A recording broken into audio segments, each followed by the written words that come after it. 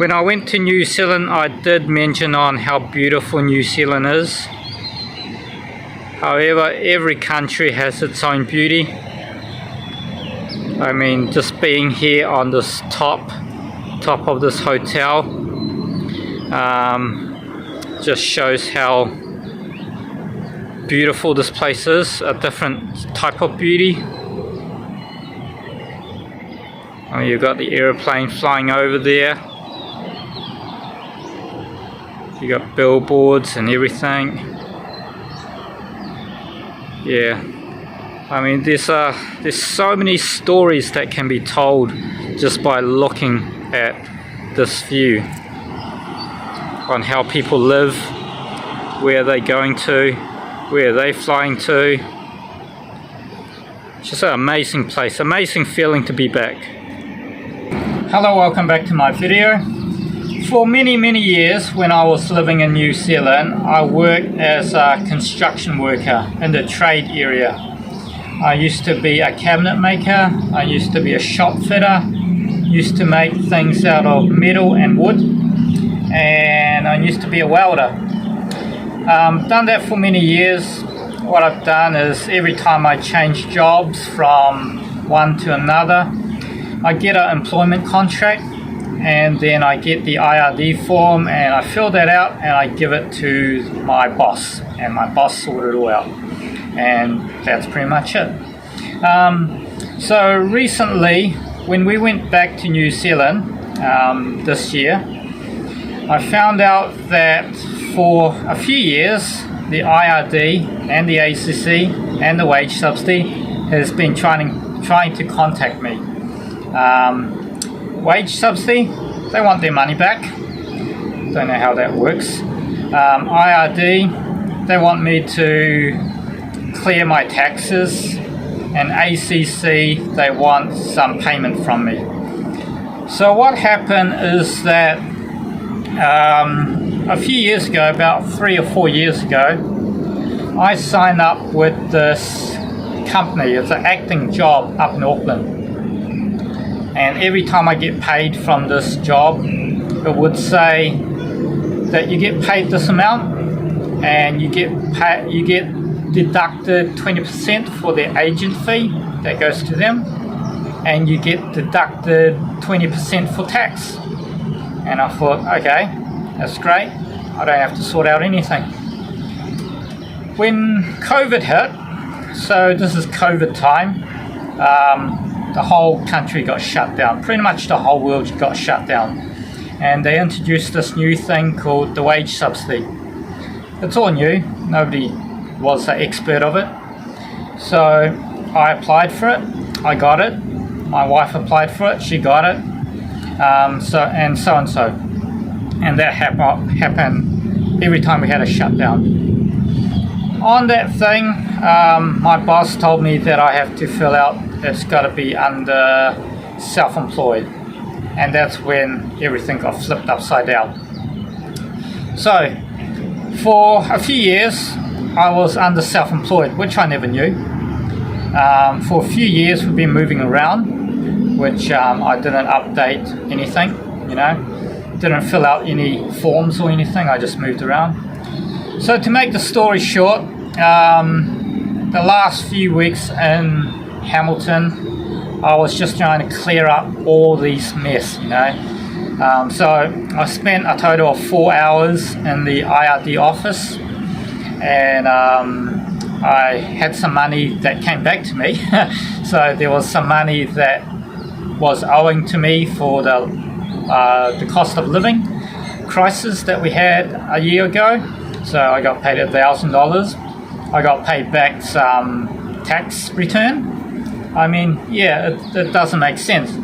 But then once I cleared everything up, more letters came saying that I've got to clear up my partner's detail, and then we've got to pay back some amount. So I paid it all off.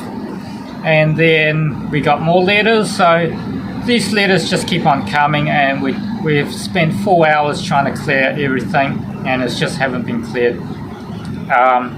Before we flew over, we told them, we're flying, that's it. we're not going to come into the office anymore. Are we all cleared? And he said yes. But there was one other thing, is that they wanted to know if we're still taxable, even though we haven't been making any income for 2 years in New Zealand. So they wanted to know if we're taxable. Anyway, so long story short, everything should be cleared up. It's just this one person, he's got a bit of an ego from the IRD, one staff. He's not a tax expert. I'm not a tax expert. Nobody in New Zealand is a tax expert. If you hit them with a complicated question, they'll just say, oh, I need to get back to you, I don't know. So nobody there is a tax expert. So we told them we're going to be living overseas for a year or so. We'll come back to New Zealand again. So you didn't know quite what to do. In the end of it, the conversation is, I asked him, he said that, you might still need to pay tax because any money that you make overseas, if it's over $200, will have to be declared as tax. I'm not a tax expert. I don't know what he's talking about. Okay, my wife is a Thai citizen. Her family lives in Thailand. I'm 100% sure that if she's Thai citizen, she's got a house in Thai. Every money that she makes in Thai is sorted out by the Thai government. There's nothing to do with New Zealand government. But this tax person that's doing our case, he's starting to have a big ego. And basically at the end of it, I asked him, well, what if I cut a banana tree down and I've got bananas and I'm going to sell it at the market for $1 or $2, is that taxable? And he said, oh yes, it can be taxable if you make up to 200 something per year or whatever.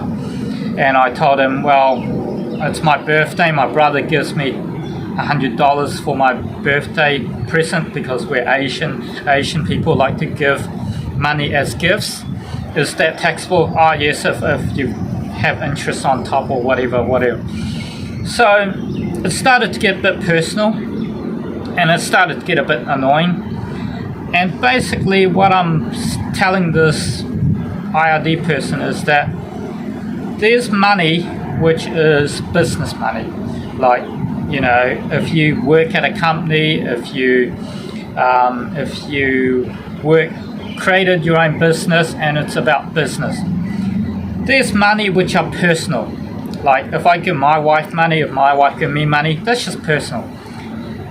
This person have got no fucking business knowing what my personal money does. It's none of their business, okay?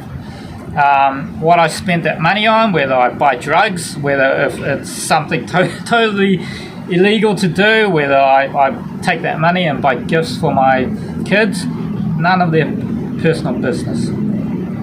Anyway, so there's a little bit of headache in that department with my situation at the moment because I'm living overseas, I'm not working in New Zealand, now and then I pop in and out. So all this is a little bit confusing for the IRD. It can be a bit confusing if I have a personal loan. Just the way that we live, it doesn't fill the boxes. It doesn't make sense to someone that filling out the criteria for personal loan, The way that I've been living my life for the last few years, even before coming to Thailand, okay, has been living on my own terms. So for many, many years, I grew this big, massive garden. 50% of my food came from this garden. I worked part-time, either delivering pizzas or delivering newspapers or getting part-time work as an acting job or just income here and there. It didn't make sense to any bank, to anything, like, it's a bit of a headache for them, okay? Because when I go out, for example, if I go out hunting, like I used to be quite into hunting quite a bit, even if it was just small game hunting. If I shoot a rabbit, if I shoot a turkey, if I shoot a goat, if I get a pig, if I get a deer, you can't say on the bank statement, you can't say, I have shot an animal. I saved $200 on food for this week. It can't be put onto a bank statement. So, and I've done that for years, I've lived my life like that for years. And for the systems such as the IRD and the bank and stuff, it can be confusing because they can't put that thing down. If I was to buy a house, I would just put my brother's name in because he works full-time. We've done that before. We brought a property and we just put my brother's name in, and then we just pay my brother, or my brother pays me, and I just sort out the statement, because we're all family kind of like Asian family, kind of, help each other out. We don't charge interest, or we don't do that kind of thing. I know some Western family, you borrow money from your mum and dad, and your mum and dad charge you interest. Well, we don't do that. We just keep it family. We keep it, blood on blood, blood to blood. There's no way we're going to take our family members to court for money purposes. Yeah, so we're here in Thailand now, and being back, it's I kind of feel the sense of freedom, like Thailand is a little bit more free. We don't have that kind of system, or we get left alone if you don't make enough money, or you hardly make enough money. You just do whatever you want to do. Tax person doesn't come after you. You can sell food on the street. You can grow some crops and sell it at the market. Even when we've got our guest house here, which is run by my wife, as long as it doesn't make a certain amount of money, it doesn't get taxed.